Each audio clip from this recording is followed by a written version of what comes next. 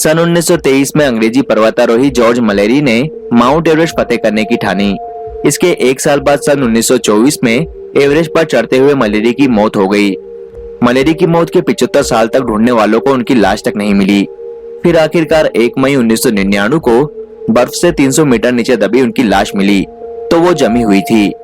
सन 1953 में sir Edmund Hillary और तेंजिन शेरपा ने माउंट एवरेस्ट फतेह किया, जिसके बाद से आज तक करीबन 4000 लोग एवरेस्ट पर चढ़ चुके हैं। समुद्र तल से लगभग 30,000 फीट यानी कि 1955 मीटर यानी कि 10 किलोमीटर ऊंचे माउंट एवरेस्ट पर हर साल लगभग 800 पर्वतारोही चढ़ाई करते हैं, मगर जितने लोग चढ़ते हैं उनमें से सब जिंदा वापस नहीं लौट पाते।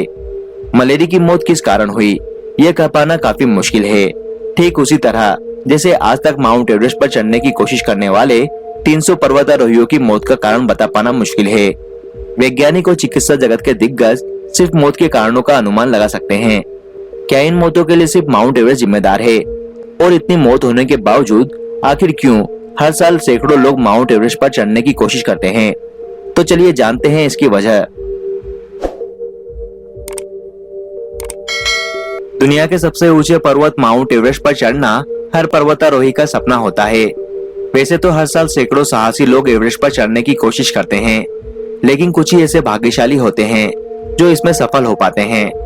दुनिया के शीर्ष पर खड़े होना और हिमालय के अजूबों को देखना एक रोमांचकारी अनुभव होता है। दरअसल ये पर्वत हिमालय का हिस्सा है, जिसे नेपाल में स्थानीय लोग सागर माथा यानी कि स्वर्ग का शीर्ष के नाम से भी जानते हैं। तिब्बत में तो इसे सदियों से चोमो लंगमा यानी कि पर्वतों की रानी के नाम से जाना जाता है। माउंट एवरेस्ट धरती का सबसे ऊंचा हिस्सा है। यह हिमालय पर्वत श्रृंखला और दुनिया की सबसे ऊंची पर्वत चोटी है। हिमालय पर्वत श्रृंखला भारत के अलावा नेपाल में भी फैली हुई है और माउंट एवरेस्ट नेपाल में स्थित है।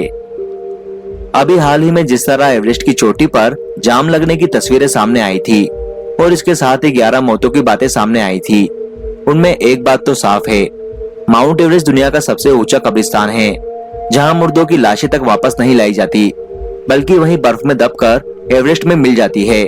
बावजूद इन सब के आखिर क्यों लोग माउंट एवरेस्ट पर चढ़ना चाहते हैं? वजह नंबर 1, माउंट एवरेस्ट पर चढ़ना लोगों की बकेट लिस्ट का हिस्सा होता है। दुनिया की सबसे ऊंची चोटी चढ़कर अगर कोई जिंदा वापस आ गया तो सुनाने के लिए दिलचस्प कहानी मिल जाती है और अपनी शेखी बगाने का मौका मिलता है। ये ईगो टूरिज्म का ही एक हिस्सा है। वजह नंबर 2, दुनिया की सबसे ऊंची चोटी होने के बाद भी यहाँ चढ़ना तकनीकी रूप से ज्यादा मुश्किल नहीं है। पर्वतारोही माउंट एवरेस्ट को कोई मुश्किल चढ़ाई नहीं मानते।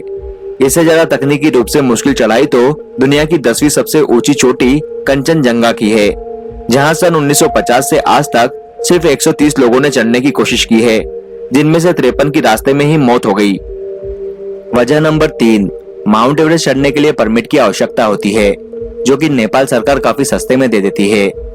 नेपाल दुनिया के सबसे गरीब देशों में से एक है। पर्वतारोहण से होने वाली कमाई से यहाँ की अर्थव्यवस्था को सहारा मिलता है और यहाँ स्थानीय लोगों को रोजगार मिलता है। सिर्फ $11,000 यानी कि लगभग 8 लाख रुपए में नेपाल पर्यटन विभाग आपको चढ़ाई करने की अनुमति दे देता है और चढ़ने वाले की फिटनेस की जांच भी नहीं की जाती। एवरेस्ट चढ़ने में इतनी मौतें क्यों होती है? सस्ता परमिट होने और फिटनेस की पुख्ता जांच न होने की वजह से कई लोग बिना अनुभव के एक्सपीडिशन कंपनियों को पैसा देकर एवरेस्ट चढ़ने निकल पड़ते हैं। रास्ते में सबसे ज्यादा भीड़ ऐसे ही लोगों की वजह से होती है। इन्हें बेहद ऊंची चोटियां चढ़ने का न तो अनुभव होता है और न ही ट्रेनिंग होती है, जिससे पहाड़ी दरारें और बर्फीली चट्टानें चढ़ने और पार करने में इन्हें सबसे ज्यादा समय लगता है। फलस्वरूप इंतजार करने वालों की भीड़ लग जाती है और एवरेस्ट की चढ़ाई के रास्ते में जाम लग जाता है। समुद्र तल से 8000 फीट की ऊंचाई से ज्यादा जाते ही लोगों को सिरदर्द, उल्टी और चक्कर की शिकायत होने लगती है। एवरेस्ट का बेस कैंप ही 17,000 फीट ऊंचा है। इसके बाद शिखर पर पहुंचने के लिए 13,000 फीट और ऊपर खड़ी चढ़ाई करनी पड़ती है। अभी हाल ही में जहां जाम लगा था वो 22,000 फीट और 29,000 फीट के बीच की जगह थी। इस जगह को डेथ जोन कहते हैं। इतनी ऊंचाई पर जाकर कोई भी पर्वतारोही नहीं रुकता, क्योंकि यहाँ रुकने का मतलब मौत है। इतनी ऊंचाई पर सिलेंडर में बची एक एक मिनट की ऑक्सीजन बेशकीमती हो जाती है।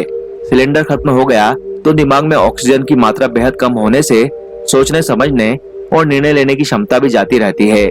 अच्छा भला इंसान एक ही पल में चोटी से छलांग लगा सकता है। सेरेब्रल एडिमा से दिमाग में सूजन आ जाती है। अगर कोई सुस्ताने बैठ भी जाए तो थकान और हाइपोथर्मिया से फिर नहीं उठ पाता।